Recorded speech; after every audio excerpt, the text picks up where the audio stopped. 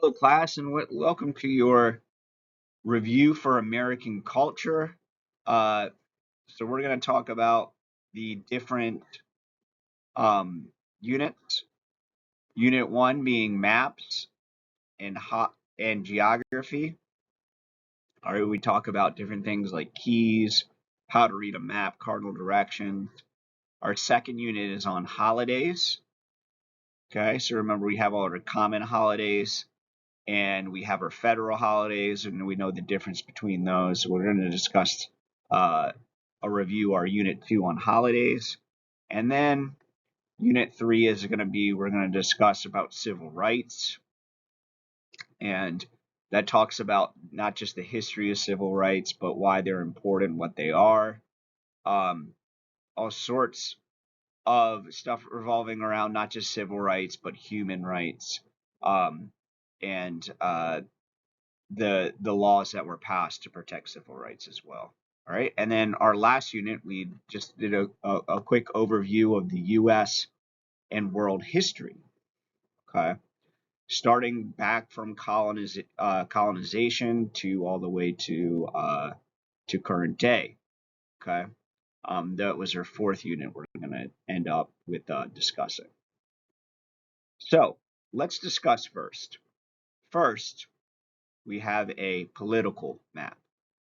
And a political map is countries or states or cities that are labeled, and that is going to be drawn by sometimes different colors, um, but their main thing is to note different things set by governments. Okay, that's why it's called a political map.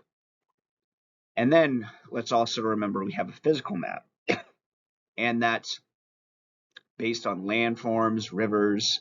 All right, is the physical features, mountains, grasslands, all that stuff is the other type of a more common map. Okay, well, first we have what we want to call is a map key. Okay, and a map key provides us information about places on a map. Okay, so the map to the left talks about New York, and this has different roads and different signs, and that's what denotes the keys. It tells us different cities, and over to the right is a map that also shows a subway station. Okay, and in that island, and maps keys can also be called legends. Okay, so it can be those two names. It can also be legends.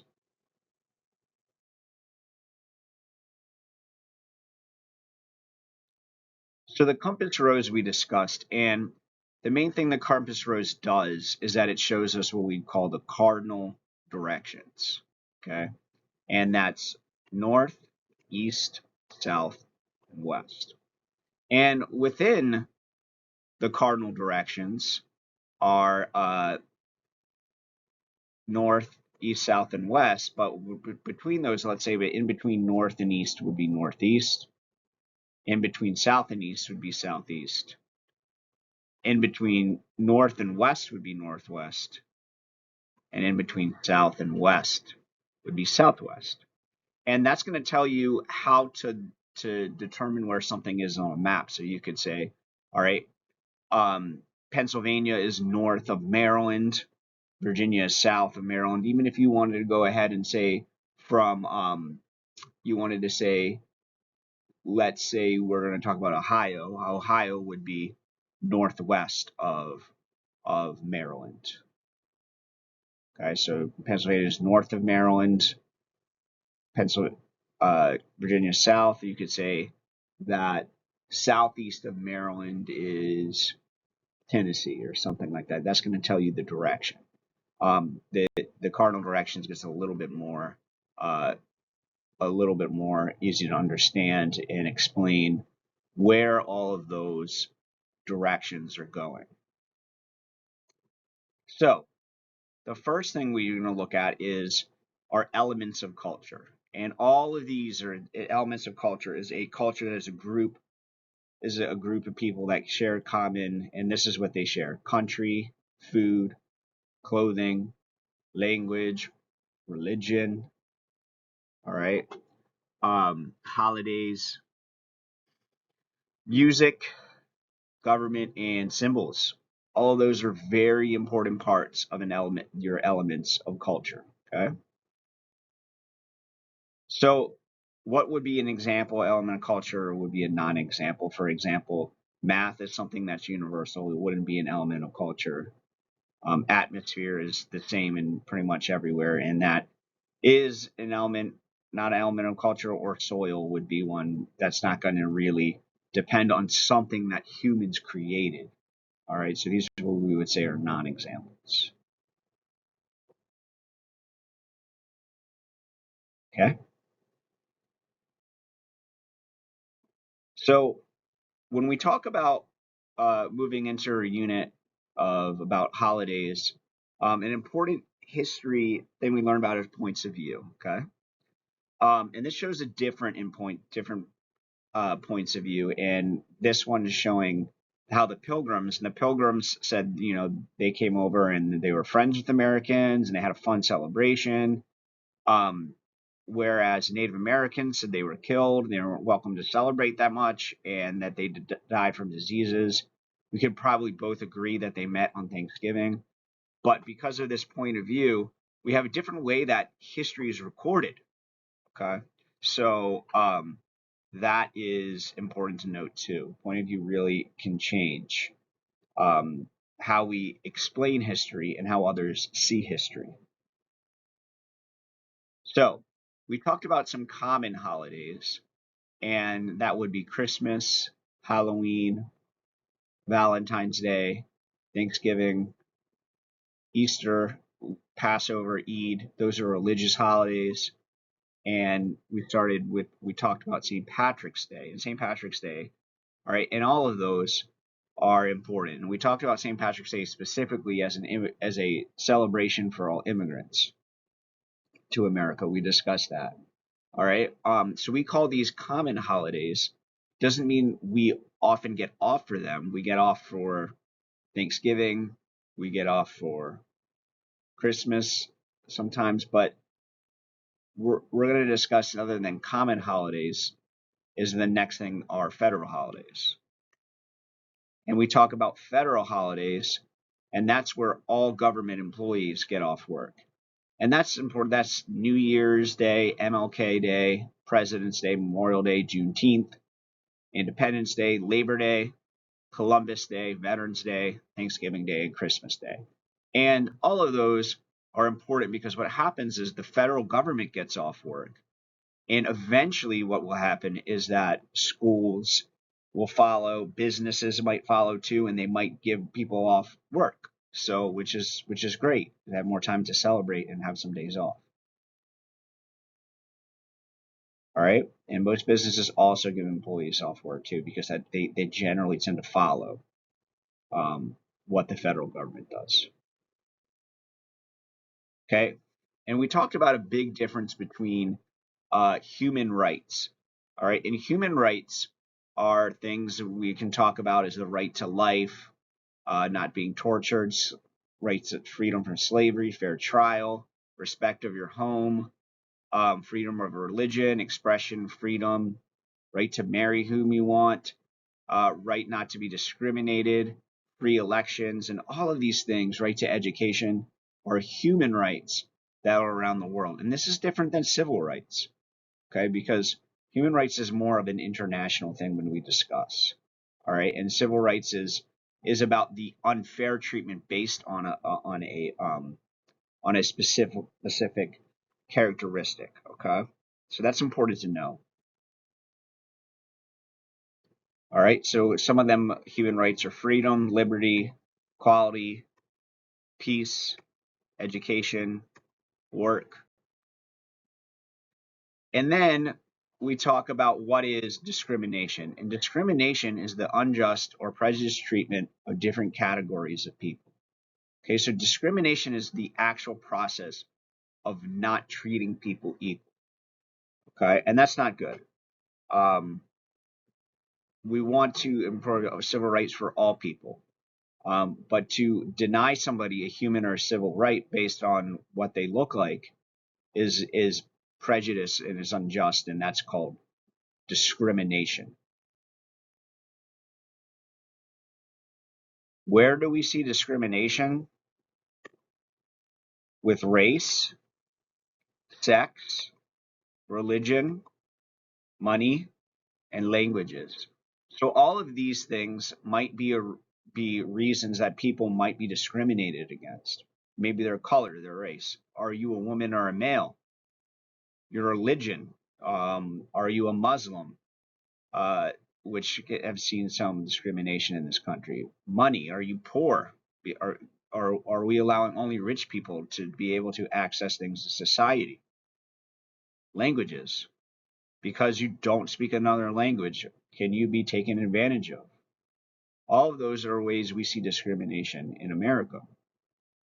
Okay, things we would have as like a non-example um, would be uh, male discrimination, right? So maybe, or because we don't really see, um, we see men get discriminated sometimes, but it's rare as opposed to women being discriminated against. So what are civil rights? They guarantee the right that all people will be treated equal, and that those rights also come from the government. So this is taking it a step farther, is saying that we want our human rights to be equal to everything, to everyone, and that's called civil rights. So there's a difference, okay? And it's important to know our history as a country and to know that the US is better after civil rights. Okay, we see this before civil rights. Look at these two pictures. All right, we see only white males can vote. But after civil rights, we see all sorts of people that can vote. Women, minorities, different people of ethnicity from different countries. All right, so after civil rights, things are better because more people are able to take part in our institutions. We talked about activism, and activism is an important part of trying to bring about change because really civil rights were not granted, all right, until recently. And we have a lot of these rights that we take for granted: speech, protest, boycott, all right, legislation. All of these things are activist strategies because in activism we try to promote and bring change. So really all of those things that we've gained based on the what we have seen has grown because of activism. We were able to get civil rights over time because of activist strategies. So we're going to talk about the Middle Passage, okay, or even people coming from Europe. Okay, it is a very harsh journey to the Americas. It is still a harsh journey for people to travel, but we're talking about somebody traveling a whole ocean away about 400 years ago, and that's not easy. All right, it was even worse for people coming from Africa to the Americas because they were enslaved in cramped, um, very unsanitary conditions, and all of these ships really bad. Okay, was this Middle Passage? We call them harsh conditions. So we talk about the Thanksgiving celebration. We talk about assimilation. Okay. And assimilation, we talk about different ways to what were the different ways that Native Americans were welcomed into in the American government system. They were here before, um, but the best kind of way is assimilation, coming together, working side by side. And this example is shown by a celebration. We kind of assimilated to their culture, they did to ours, and it's by far better than the other ones we're going to talk about next.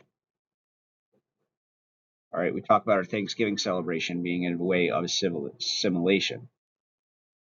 And this is good because we take different parts of each culture and we blend them together.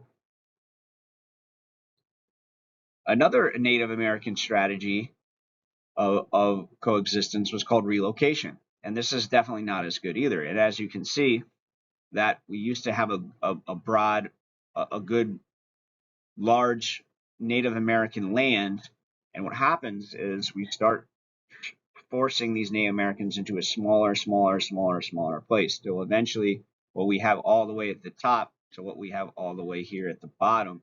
And we see there's only just a few little places that Native Americans have been put to, and that's not very good. Okay? And these were called Indian cessions because they had to give up a lot in this exchange.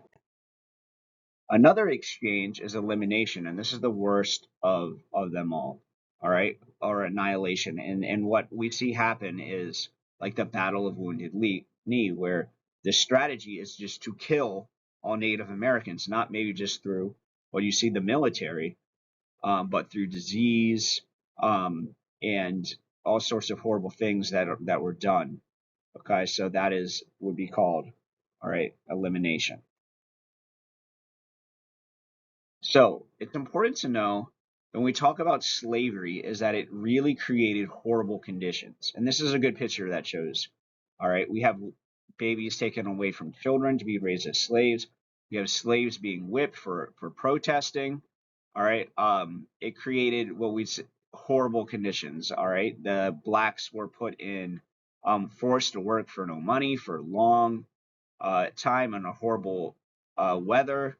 They were lived in extreme poverty, and it was just not very good at all. So slavery in America, all right, it was our most shameful institution, and we're lucky to have that gotten rid of. What are some solutions? So we can talk about maybe a political solution, because what can we really do afterwards to fix the legacy of slavery? And a political solution could be to empower black voters and increase, maybe just not just that, but have more black uh, people run for the government. Okay, help increase the turnout of American voters, empower blacks to vote more to people to their cause, and that's an important thing to do as well, to empower people to vote and influence the government institutions. What's a social solution we can do to help fix the legacy of slavery? Is a social solution, and that's to promote the education of slavery and the legacy it created, and how it exists today. Okay, so people are knowledgeable about solutions and ways, all right, to and learn about the history of what was successful. Um, how did we in education? How did we grow to have a black president? All right, or whites that have looked out for blacks as well. Okay, all that are social solutions. Okay, increase education, okay, in our schools. Another one could be the economic solution to the legacy of slavery, and a lot of that stuff first could be maybe offering scholarships to people of color. Okay, investing in historically black colleges and universities. Okay, and investing in, all right, black owned businesses. Okay, um, and providing proper investment for loans to, all right, to help black businesses get started. So really, we see economically, we see some of this occur. And in thinking about the the black owned businesses, is that part of it is that there's things called reparations, but what are ways to increase the wealth within the black community?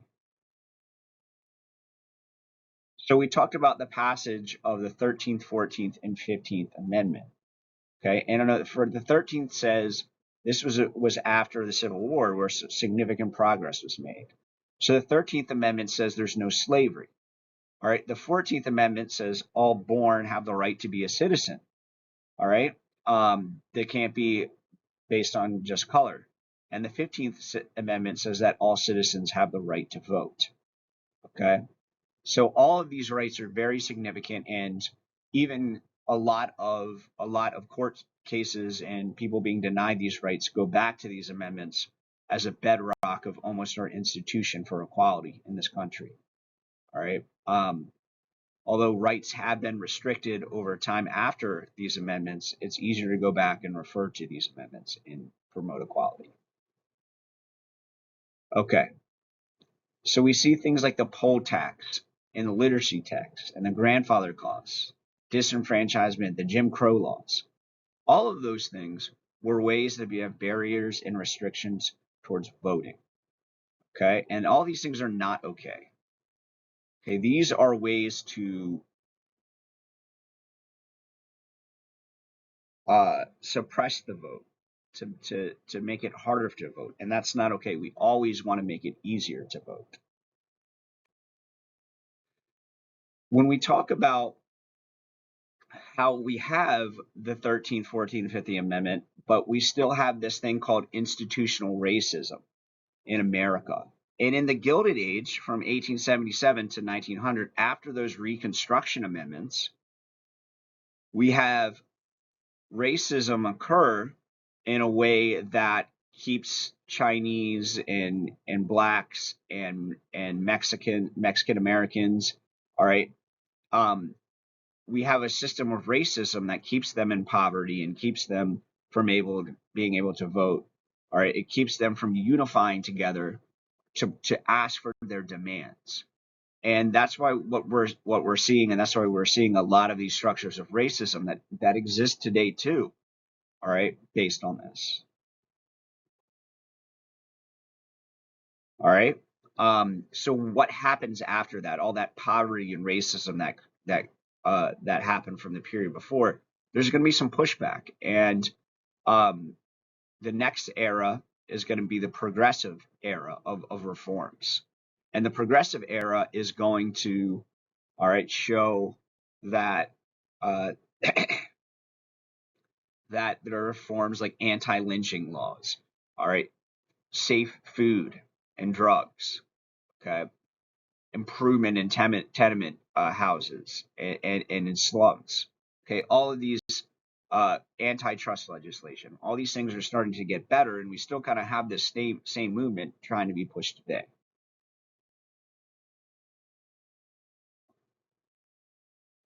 All right, and this is the period quite after the 20s where we had economic growth. We had something called the Great Depression, and the Great Depression was a really bad time in America because 33% of U.S. did not have jobs. Okay, which is the worst it's ever been in America. It's the only time where more people were leaving the country than coming into the country because there was no jobs to be had. Um, the stock market crashes and industry crashes, making it hard, all right, for people. Then there's something that then what afterwards is we have World War II. And what we see with Japan and Italy and Germany is this period of aggression and annihilation. So they're taking over these countries, they're killing those that are different or against them. And we see this happen sometimes in today, and it's something that all right needed to be stopped by the international community, and that's when we have the Allied powers are with U.S. and Great Britain and Russia trying to stop this from happening. Okay, so what we're going to need is we're going to need a lot of jobs to fill all of those roles. So in order to make those tanks and weapons, and what we want to see happen is have fair employment, because it was harder for blacks to get jobs and Mexican Americans to get jobs from these places they really needed, and it was hard for them to get equal wages as white males. So same thing with just women. So we have to create some sort of fair employment system where uh, where people of color get that fair wages, okay, and are employed at the same rate, all right, as others, okay, in America. So after the World War II created a period called the Cold War, and that was from 1946 to 1989, and that's when we have United States and Russia, all right, competing together because they want to have as many.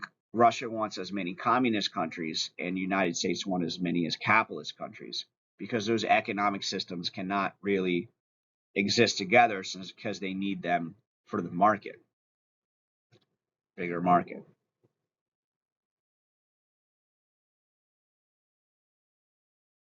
So what we're starting to see is that the first major thing that happens is we see these called proxy wars, and that's where a lot of the communists and where Russia and America are fighting through other countries.